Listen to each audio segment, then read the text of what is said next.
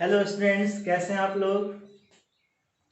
मेरे प्यारे साथियों, आज हम 10th क्लास के बायोलॉजी का पहला टॉपिक जैव प्रक्रम के बारे में बात करने के लिए आए हैं। हालांकि हमने पहले वीडियो में जैव प्रक्रम का इंट्रोडक्टरी क्लास दिया है, उसमें हमने बताया है कि जैव प्रक्रम क्या होता है, पोषण क्या होता है। जो लोग नए हैं हमारे चैनल को सब्सक्राइब कर लीजिएगा। परवीन सर रिसर्च सेंटर के नाम से यूट्यूब पर जाइएगा अगर पहला वीडियो देखना हो। अब देखिए, अब हम यहाँ पे पोषण के प्रकार के बारे में बात करेंगे, है ना, कि पोषण कितने प्रकार का होता है। साथियों, आप जानते हैं कि पोषण दो प्रकार का होता है।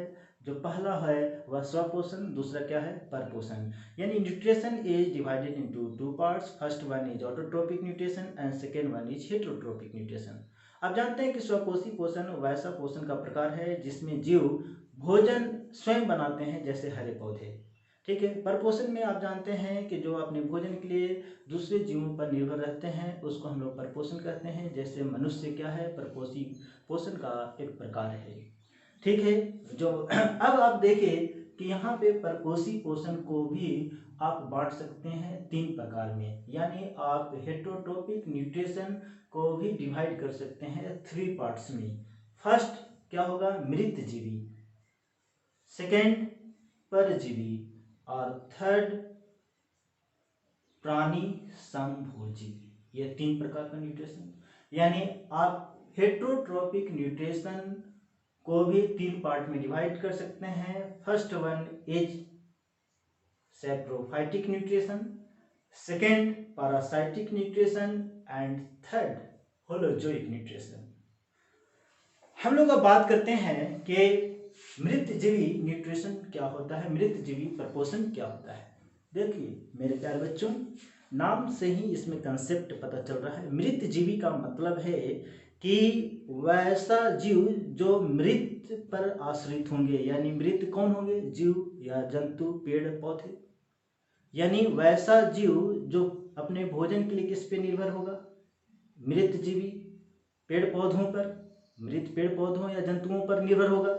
यानी उसको हम लोग क्या कहेंगे, सैप्रोफाइटिक न्यूट्रिशन कहेंगे।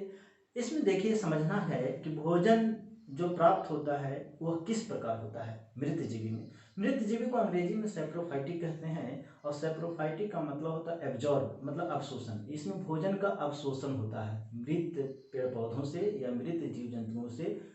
किनके द्वारा, बैक्टीरिया के द्वारा या कुछ कवक के द्वारा, कुछ प्रोटोजोआ भी हैं इसमें शामिल।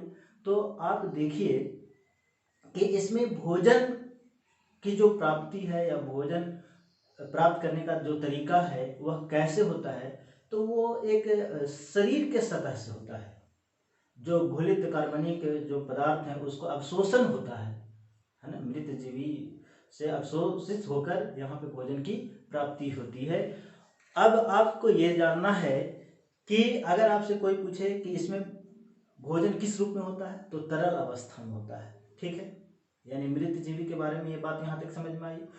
अब मृत जीवी हमारे पर्यावरण के लिए, हमारे इकोसिस्टम के लिए, वातावरण के लिए बहुत महत्वपूर्ण है।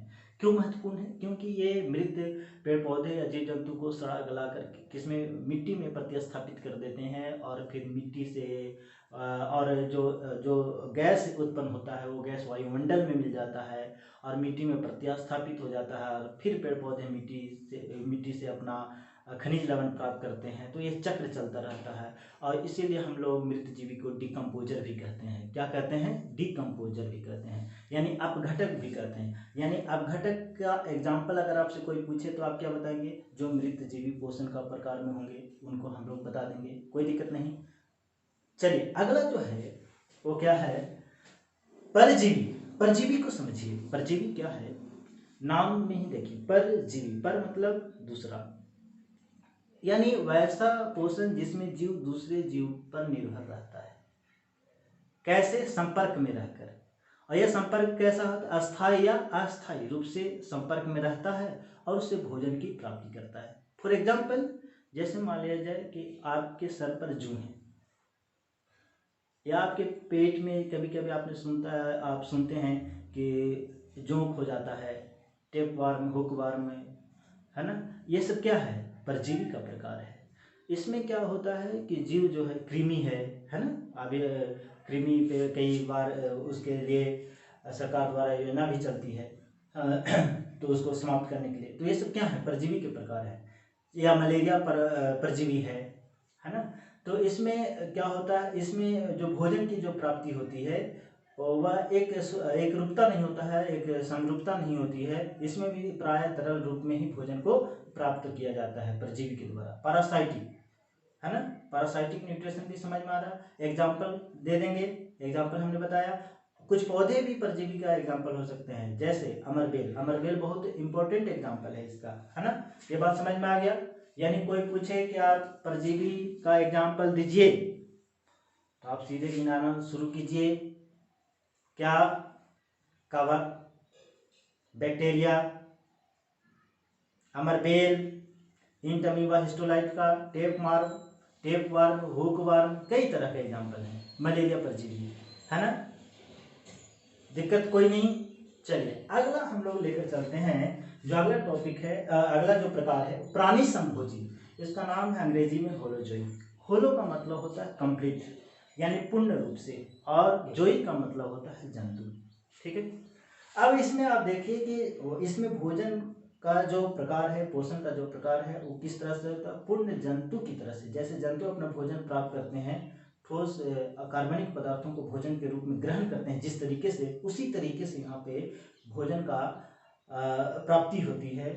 ठीक है, उसको हम लोग प्राणी संभोजी कहते हैं।